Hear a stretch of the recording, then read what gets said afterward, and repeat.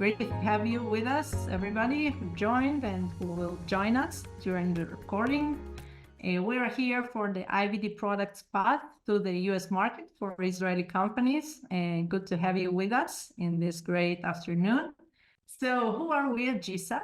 GSAP is a company that provides services to the worlds of medical devices, pharma, advanced therapeutics, medical cannabis, and food tech. The company was founded in 2009 by Dr. Sigalit Arieli Portnoy, and now it is part of the Novel Group.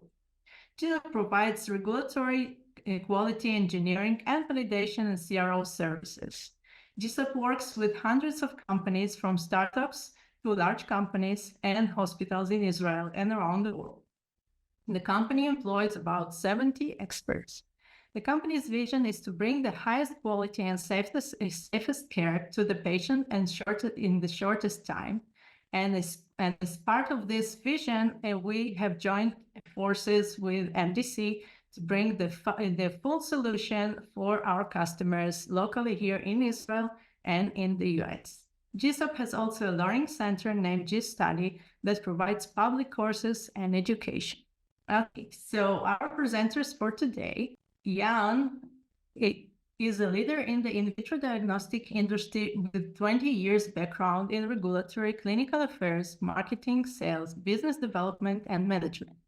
At MDC Associates, Jan serves as the company president and CEO, driving the company to the forefront as the comprehensive service provider in regulatory affairs, quality assurance, and clinical research, specializing in the IVD sector.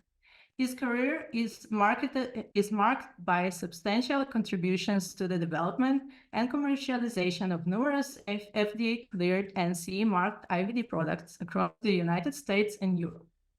Dr. Ella Sheyman, representing GSAP, with more than 10 years in the medical device field, Ella brings knowledge based on leading roles in medical device regulation, quality, and clinical affairs. Today, Ella specializes in software-contained medical devices, digital health, AI-related regulations, and in vitro diagnostics products, and help many companies to achieve the fastest path toward regulatory compliance and certification.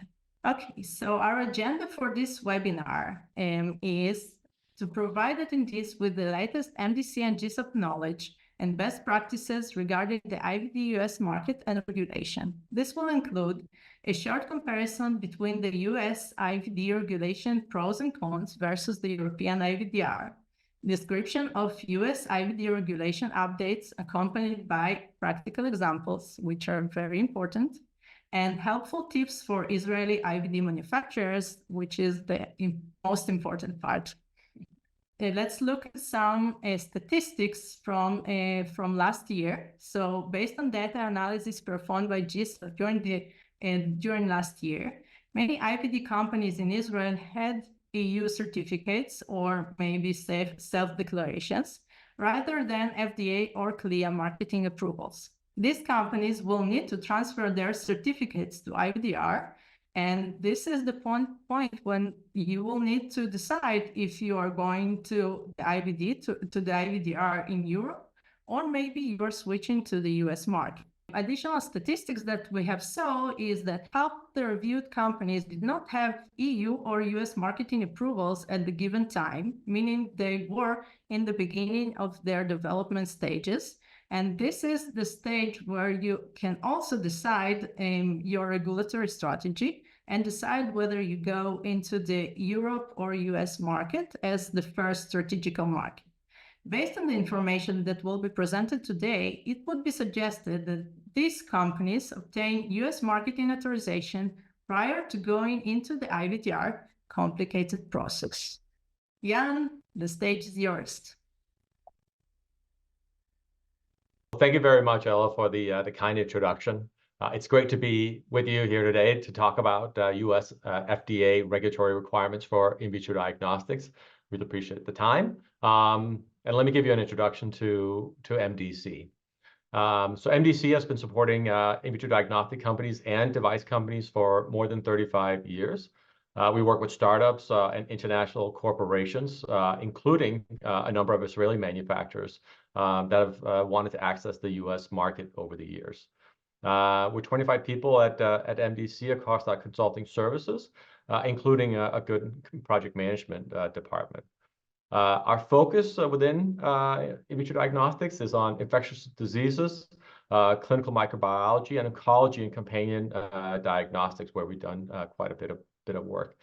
And then we work across the different complexities of testing devices, including high and moderate complexity, CLIA waiver, and increasingly, of course, home use devices. Our primary services are across regulatory affairs, where we support regulatory strategies, Q submissions with the FDA, 510(k), de novo, PMAs, and of course, increasingly also EU IVDR submitting to notified bodies. For quality systems, we work on quality management systems and, of course, electronic quality management system implementation and remediation, amongst others. And for CRO services, we work on clinical, reproducibility, analytical, and usability studies to support clients generating the data that are included in submissions. And beyond that, we also work with a number of partners we consider as part of our IVD ecosystem. And that's really to support our clients for those areas where we may not be supporting with service, but we can certainly introduce you to the relevant partners who have that service. So rest of the world registrations, market access, reimbursement, sample procurement, and more. Anything where you might need support, we'll suggest contact us, and we may actually have a very good partner that you could work with, and we can provide the introduction. So just on MDC's missions, which I think is very much aligns with GSAP and what we want to be able to accomplish together. Our mission is to provide in vitro diagnostic innovators with exceptional support and personalized solutions they need to make a world a healthier place. So we all want to contribute to a healthier world, healthier society, and the way that we do it is through our clients and helping them get their products onto the market in the US and the rest of the world as well. So in terms of our experience, over the years, we worked with more than 700 IVD and MedTech clients, performed over 100 US and European clinical studies, worked on more than 140 FDA submissions. In a typical year, we work on more than 20 FDA Q subs. So those are both pre-submissions, but also breakthrough device designation submissions. And on that, over the last 2 years, we worked on a number of those breakthrough device submissions and have achieved breakthrough device designation for 5 devices that are either in finalizing development, or actually some of them are with the FDA right now under review. So first to start, want to go into the differences between US FDA and EU IVDR and some of the pros and cons of each approach.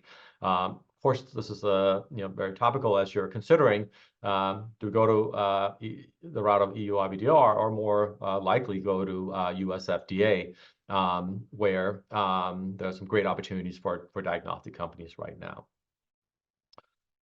So first, just to give a high-level overview of the market for diagnostics. So the North American market, and let's consider the US to be the predominant market there, is the largest market for diagnostics. Next is, of course, the European market, followed by Asia Pacific. So North America and Europe, 2 very large market for diagnostics. So of course, important to understand which one to approach first.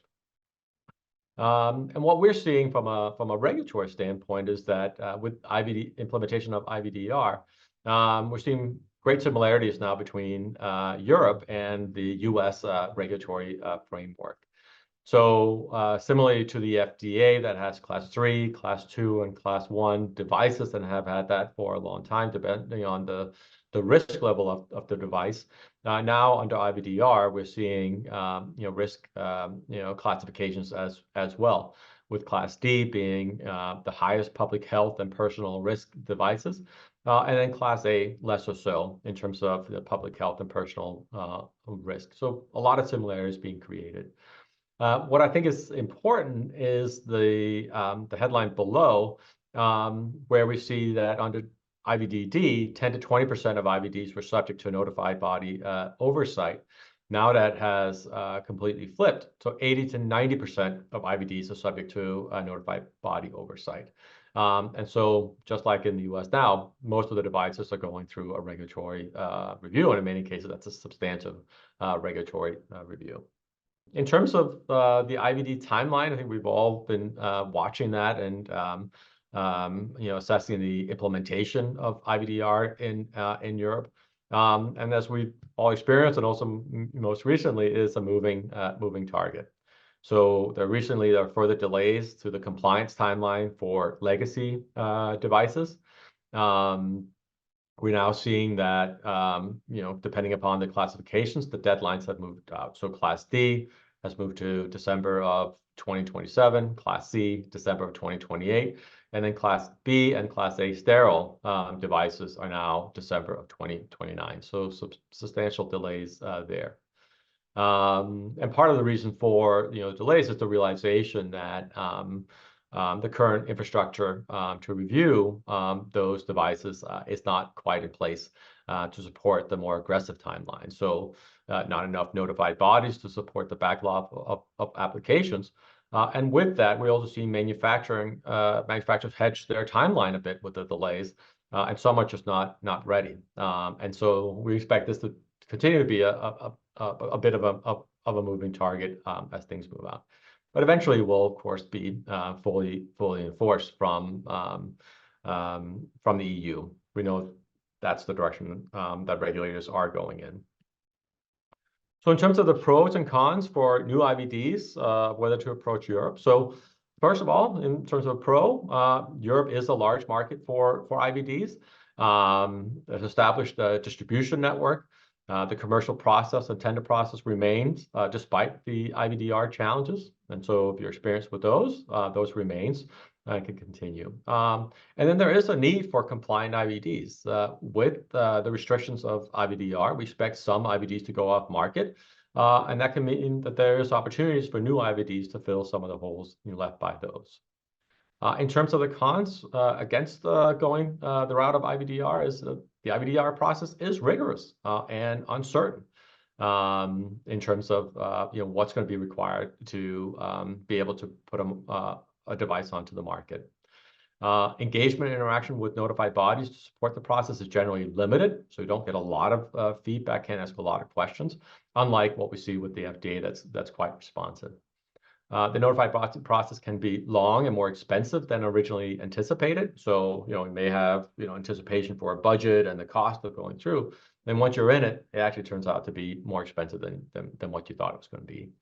And then the backlog of applications means manufacturers may find challenges in securing a notified body in the first place.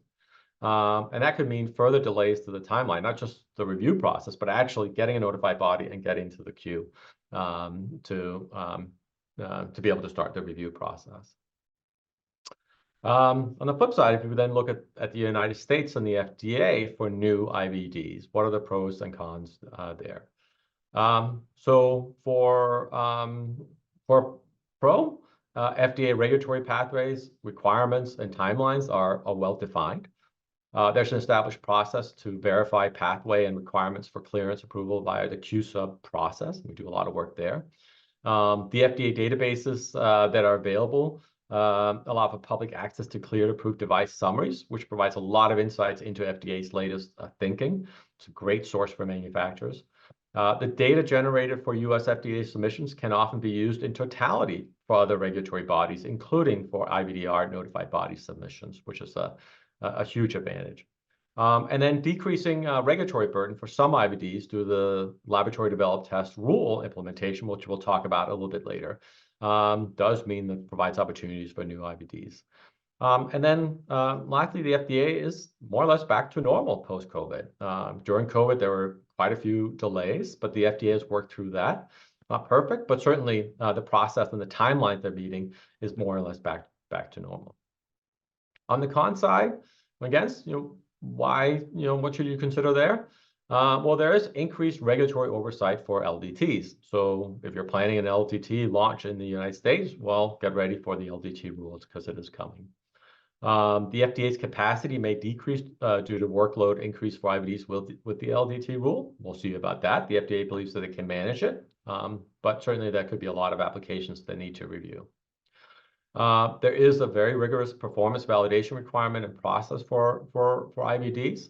You can see them in the 510K summaries, what the requirements are there. The FDA will hold manufacturers to those standards, so you have to be ready for that.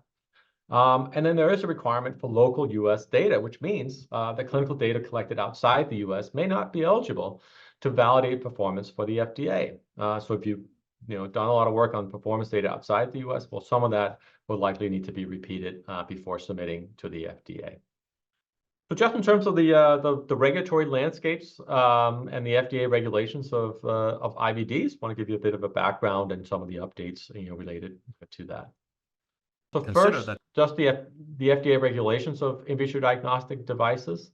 Really started with the medical device amendments to the Federal Food, Drug, and Cosmetic Act of 1976. But an important event was in 1988 when the Clinical Laboratory Improvement Amendments were proposed and put in place. And these established quality standards for all laboratory testing to ensure accuracy, reliability, and timeliness of patient test results, regardless of where the test was performed. And so more of a sweeping oversight of IVDs to ensure the quality of the results being provided to patients. That was finally implemented in final regulation implemented in 1992. And then subsequently, there have been additional updates to FDA regulations, such as clear categorization, the waiver program, and now the LDT rules to further strengthen the FDA's oversight of in vitro diagnostics.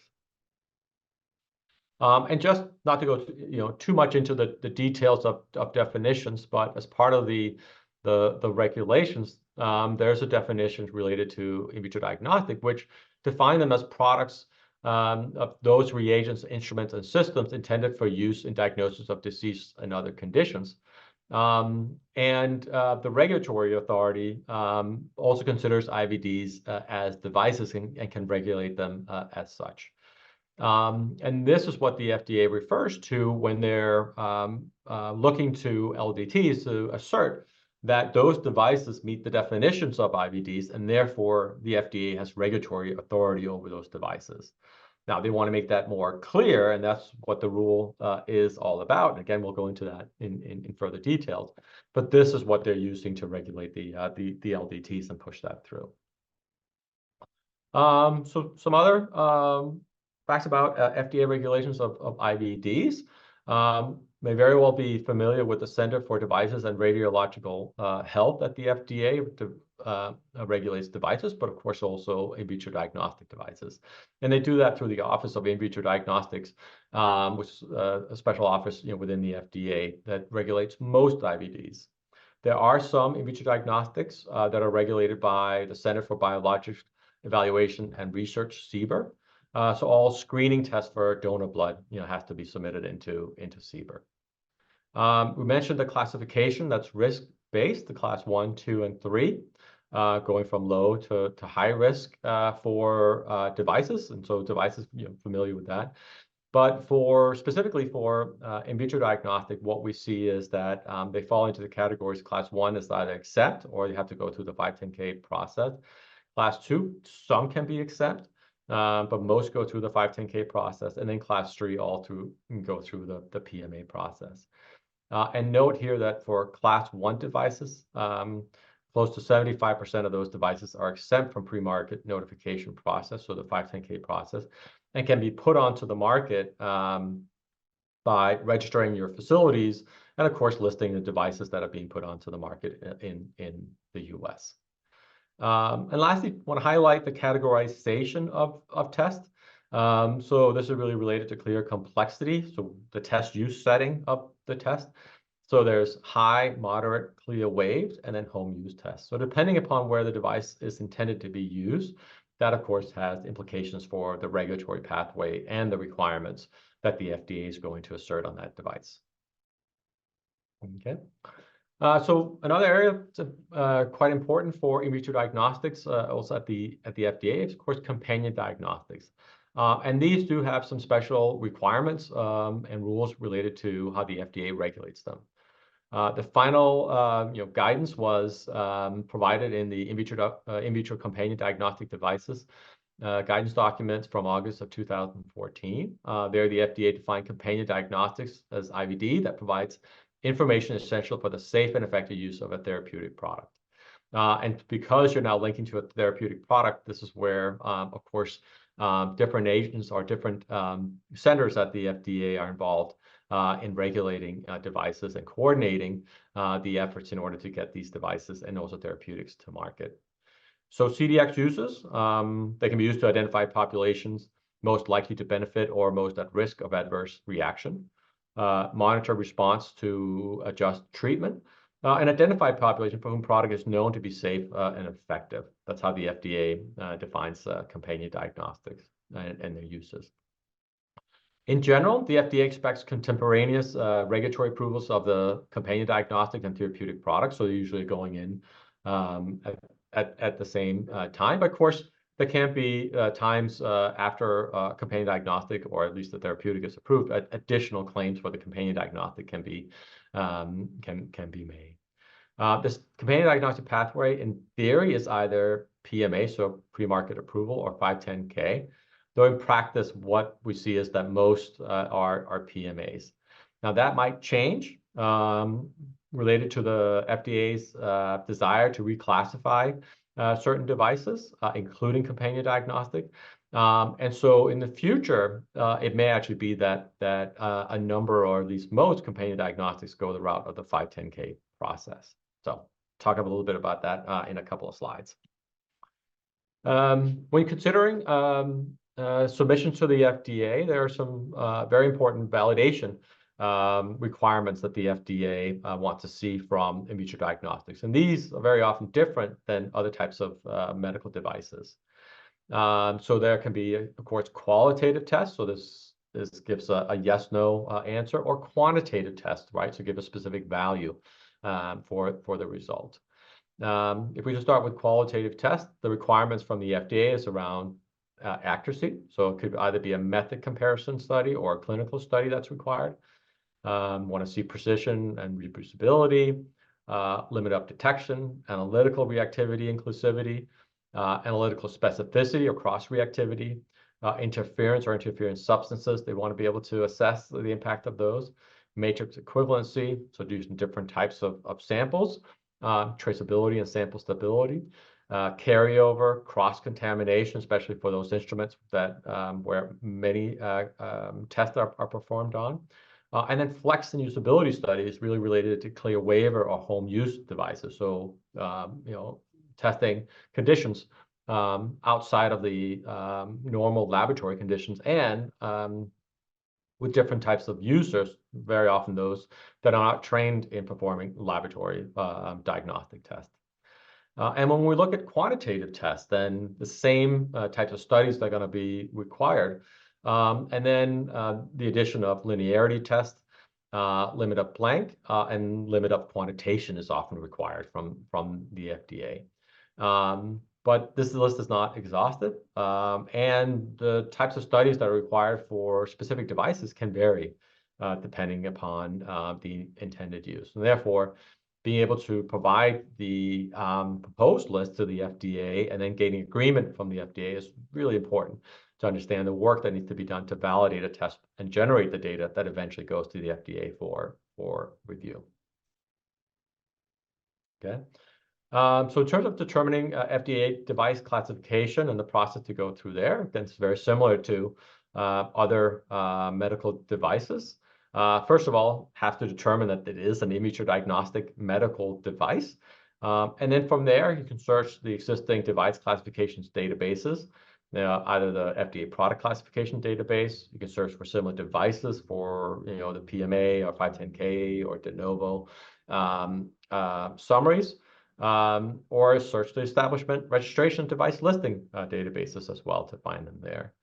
Can also perform a 513G request that's a device classification request. So what we recommend is really to go through the Q-Sub, that's pre-submission process. There we can very often confirm the regulatory pathway and then the device classification, along with providing additional information on our plans for validating performance, and then gain agreement from the FDA from that. This is also a no-cost process. There's no fee to submit a Q-Sub to FDA. In that sense, there's no that requirement for payment to the FDA to gain feedback. And so we highly recommend going through that process for your device. Okay. So some general timelines of what we're seeing with the FDA. So there's, of course, the Q-Sub process that we very often go through. That's very well defined. And as you can see, there's the stated timelines and what we're actually seeing from the FDA. They're meeting those timelines. So that's working well, and they're back to normal there. But just in terms of where things a little different in terms of the actual times versus what the FDA stated timelines could be, and what manufacturers' expectations might be.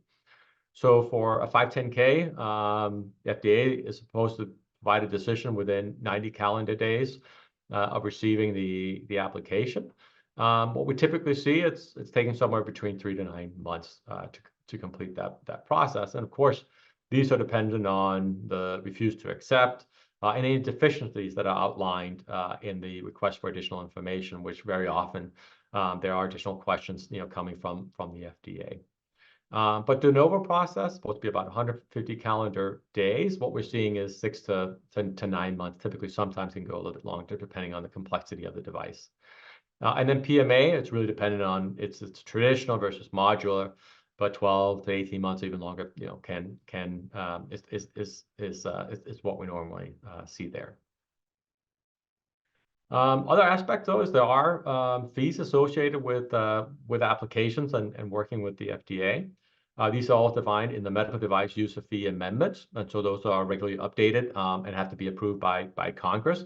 This is where the FDA actually submits their goals and the performance metrics that then Congress agrees to, and then the FDA have to go back and demonstrate that they're meeting those requirements for them to get additional funding and payments. So for fiscal year 2024, which goes through the end of September of this year, first, the annual establishment registration fee for facilities that are being registered with the FDA is a little more than $7,500. But then just to note here, not to go into all the details of every submission, you can easily find the fees for these on the FDA website. What I think is important for Israeli manufacturers is looking at the standard fee versus the small business fee. And so small businesses, and these can also be small businesses outside the United States, for those with less than $100 million in total revenue, can get a discount on submission. And some of them can be quite substantial, especially when you're considering a PMA or BLA, in those types of submissions.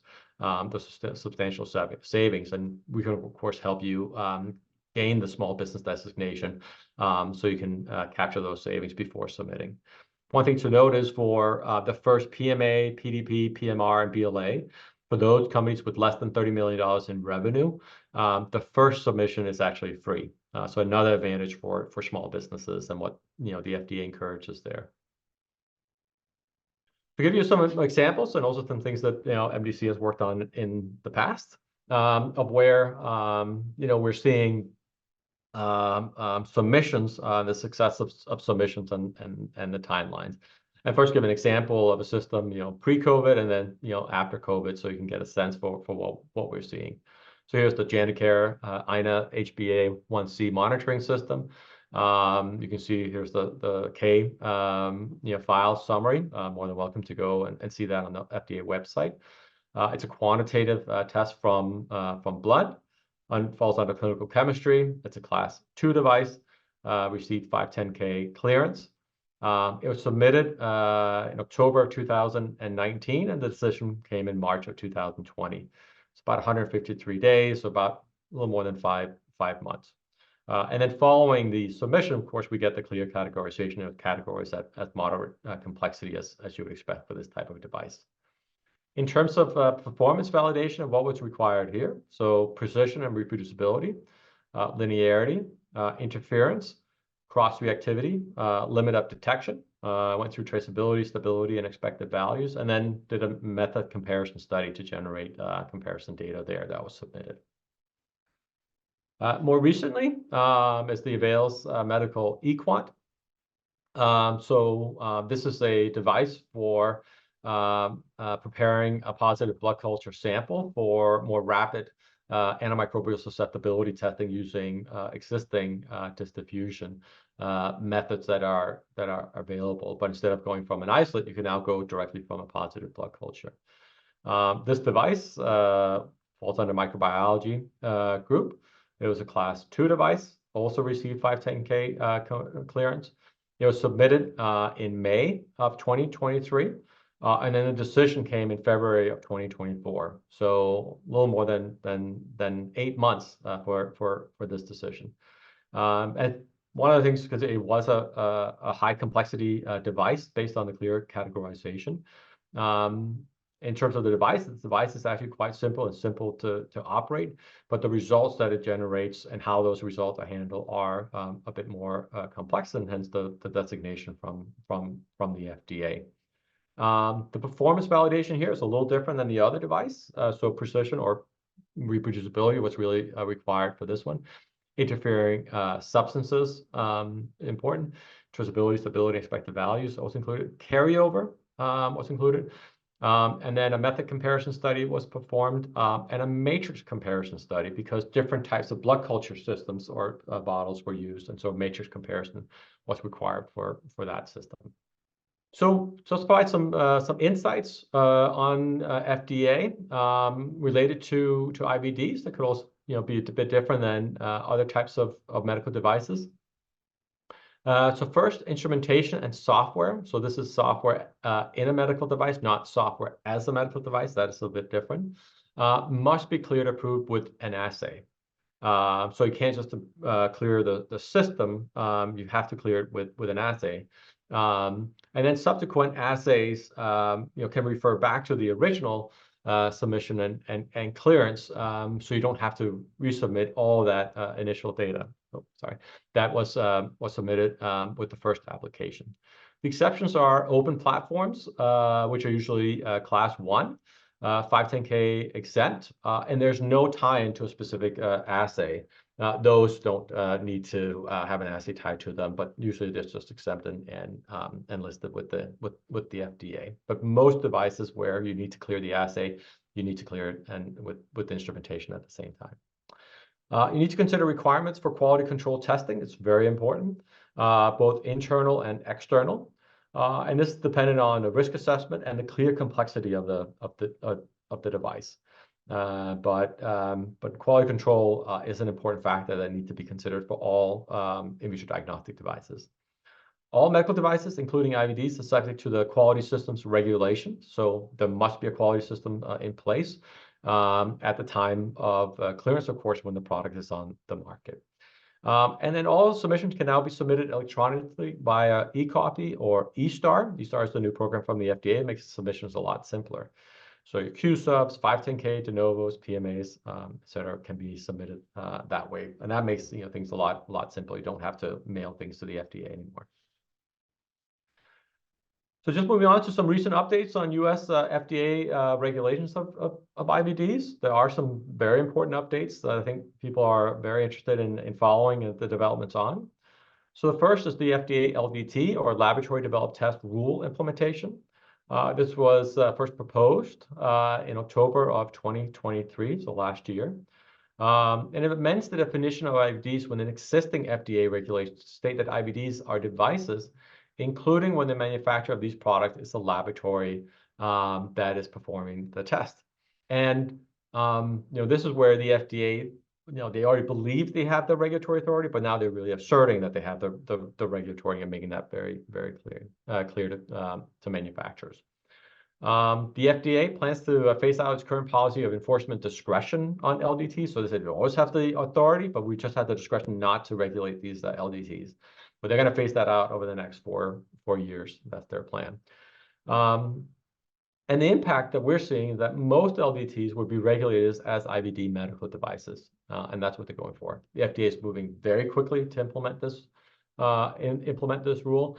And not only is the FDA, but Centers for Medicare Medicaid Services, which regulates CLIA laboratory, which these LDT laboratories have relied on, is also confirming that the FDA has this authority. So there's a lot of momentum behind implementation of this rule. So what does this implementation actually look like? Well, so the final rule we're expecting to be published in May of this year, so next month or the month after that. And then we'll go through some various stages of implementation. So stage 1 is 1 year after the rule is published. That'll be the end of enforcement discretion for medical device reporting and correction and removal reporting requirements. So it's the first step. And again, this is very likely where your quality systems group would be involved in this process here. Stage 2 comes 2 years later than the when the rule was published. So this could be 2026. End of enforcement discretion for most other medical device requirements, except those associated with quality systems requirements and pre-market review. Stage 3, so 3 years later, 2027, end of enforcement discretion for certain quality systems requirements. Stage 4, 3.5 years later, but not before October of 2027. So pre-market review required for all high-risk IVDs unless exempt. And then those manufacturers may continue to offer the test for clinical use during the review process. So it does give some grace period for them to be able to continue to sell the market even when the device is under review. And then stage 5 is 4 years later, but not before April of 2028. So pre-market review for all moderate and low-risk IVDs required unless exempt. And again, may continue to offer the test for clinical use during the review. So the FDA is encouraging the submission, and they say you can continue to offer the test. We won't take any action, of course, unless there's substantial issues with that test during that review process. So that it offers a way for manufacturers and those companies, to make it through the hurdle of the FDA review without interrupting commercialization of the in vitro diagnostics. So another development that's closely related to LDTs is the FDA's IVD reclassification. So they recently made this announcement here at the end of January. And here they basically announced that they're intending to initiate reclassification process for devices where special control together with general controls provide a reasonable assurance of safety and effectiveness. And then the timeline process and specific IVDs to be reclassified has yet to be determined, but that's something that they're working on right now as well. We see this as closely tied to LDT regulations, that initiative to reduce the regulatory burden for LDTs and the review process also for the FDA. It's a lot for them to review PMAs, and it takes quite a long time. And so if many of these LDTs would fall into that category, it benefits the FDA to reclassify them Class 2s and go through an easier 510(k) process there. FDA is already recommending reclassification for tests such as hepatitis B, virus serology molecular tests, serology tests for HPV B19, and some other high-risk tests today. And what we see is it's an opportunity to reduce regulatory burden and timeline and costs for a number of existing IVDs, even those that are not considered LDTs, but are still very much considered IVDs, but are Class 3, such as Class 3 infectious disease tests, viral load tests, TB tests, and companion diagnostics. And this could be certainly advantageous to manufacturers, also manufacturers outside the US, to now bring those products to market through a much easier regulatory pathway. Okay. So MDC's insights on the LDT rule and IVD reclassification. What are our thoughts? So first of all, on the LDT rule, the FDA is moving ahead very quickly to avoid congressional review. We do expect that there can be lawsuits for the FDA from the LDT community in an attempt to slow down or reverse the rule.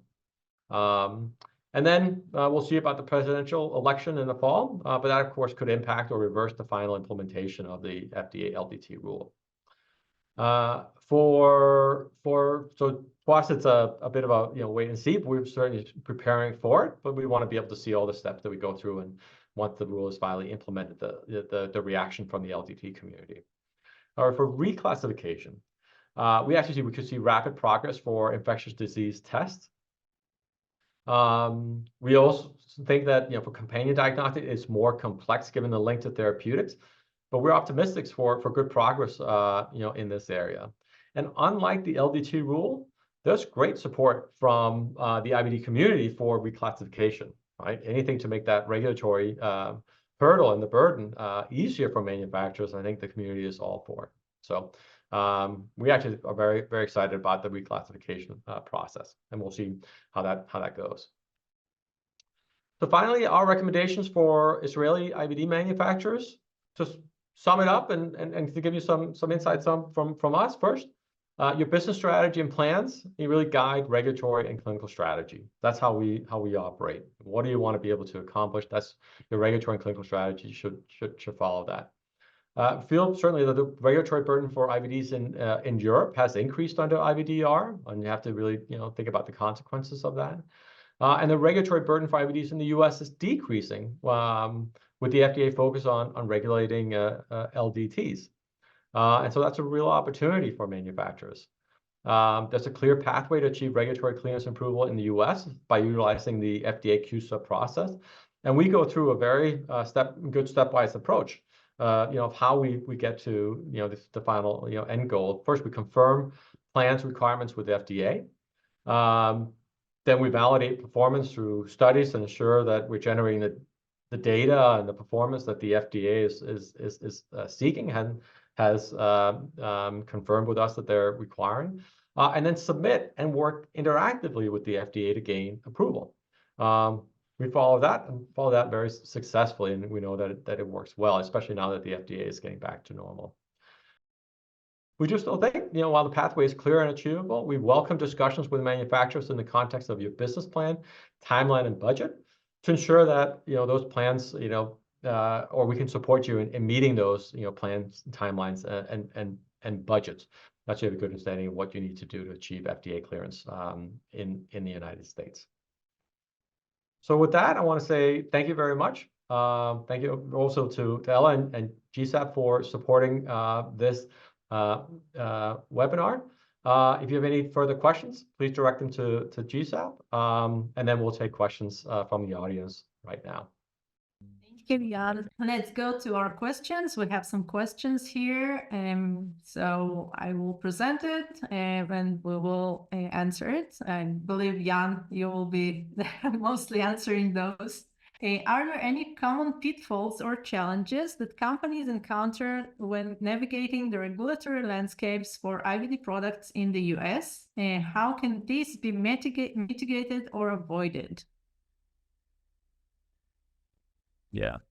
So some of the things that we typically see is that there might be an understanding of what the FDA requirements are, just based on the summaries that have been out there or similar products, but haven't been an early engagement with the FDA to define the specific requirements.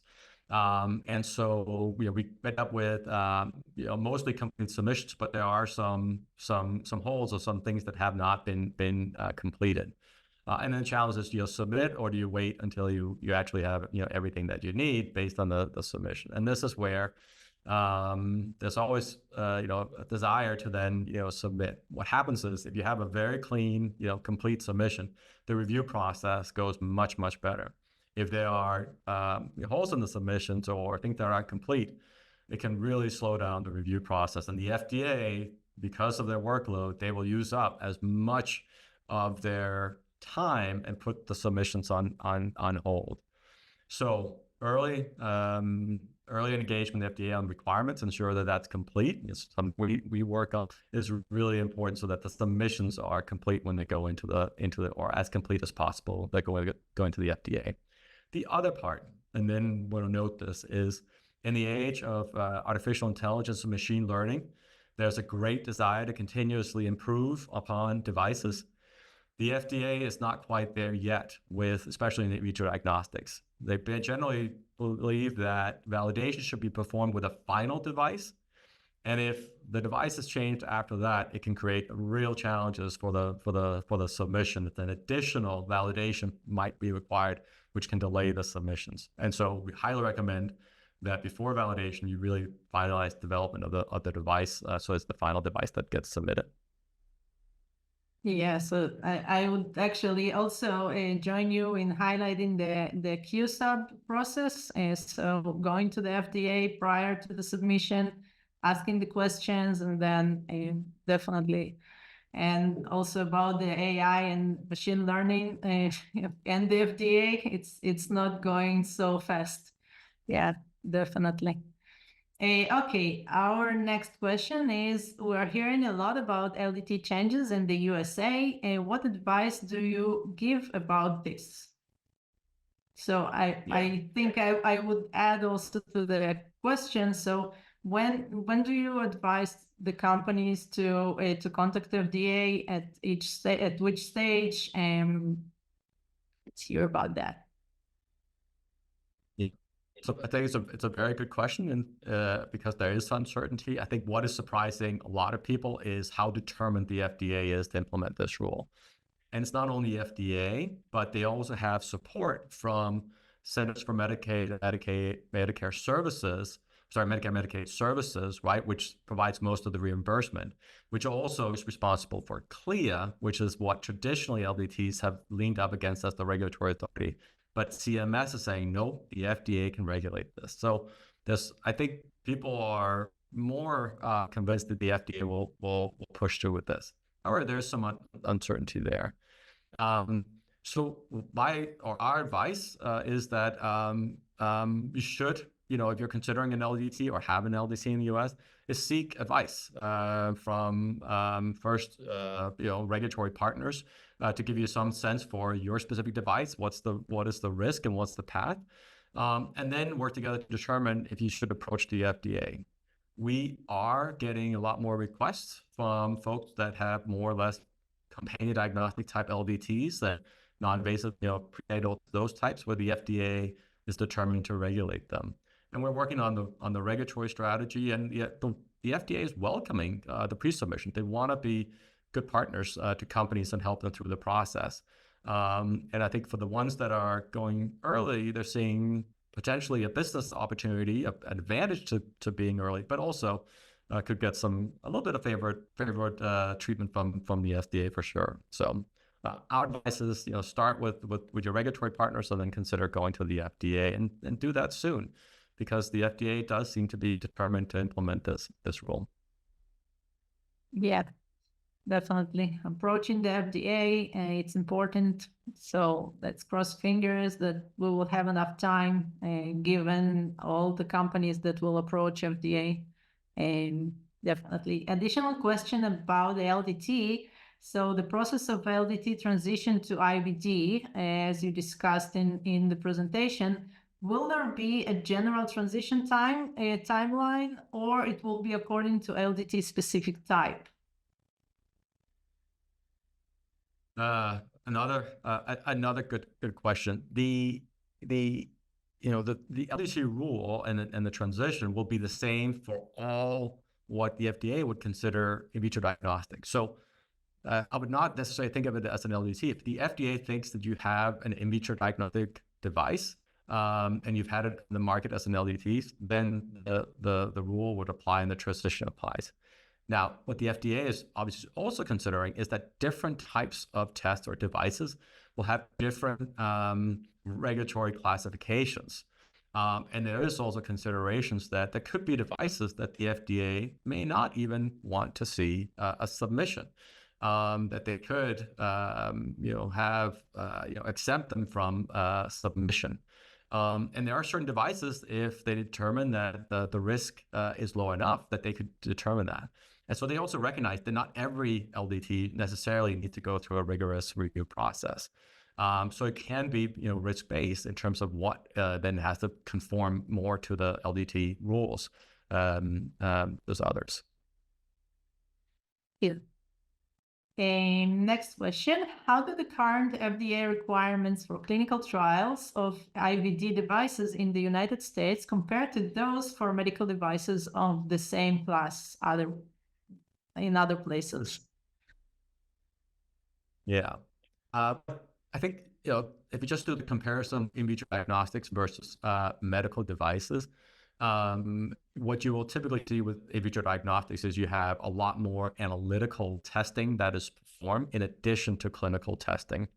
And so quite a few analytical studies to test environments that may not be encountered in clinical studies.